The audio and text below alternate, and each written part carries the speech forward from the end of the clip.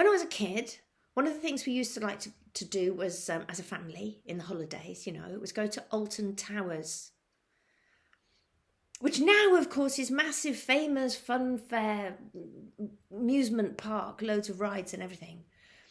But in the dim and distant past, when I was a small child, it wasn't like that at all.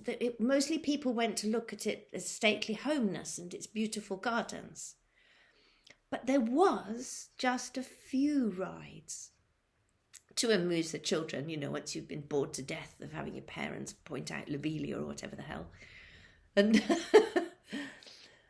and they had, remember the beginning of Banana Splits? And they all came down that multicoloured bumpy slide. They had one of those at Alton Towers. Fabulous.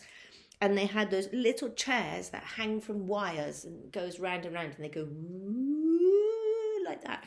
Still one of my favourite rides. But better than all of that was they had a genuine old 1920s, I think it was called a fun house. It was like in a big hangar.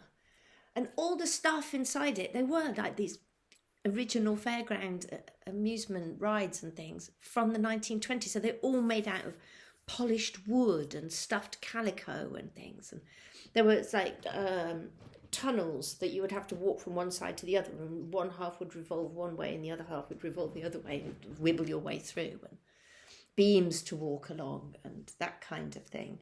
But my two favourites, right at the end, there was this like a banister, and it was, I mean, I know I was a child, but it seemed gigantically high. Up these stairs on either side of it, metal stairs, and then a banister across the top, and hanging from the banister was this piece of dark red lino stuff, and it just dropped, and then just before the floor, like scooped out.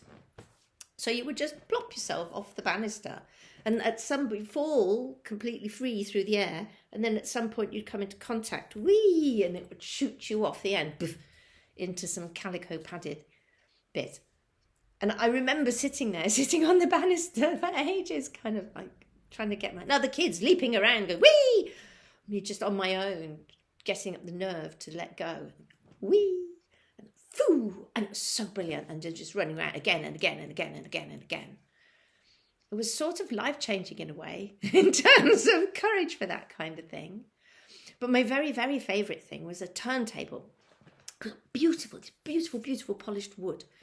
And it was slightly raised in the middle, and all around the edge of it was like a kind of centrifuge machine, I suppose. All around the edge of it was the calico padded thing. So, and it would slow down, never stopped, but it would just slow down enough so that you could scrobble yourself on, and the game was to try and get as close to the centre as possible. And then it would speed up and just fling you off, whee, off the polished wood, blat, into the padding.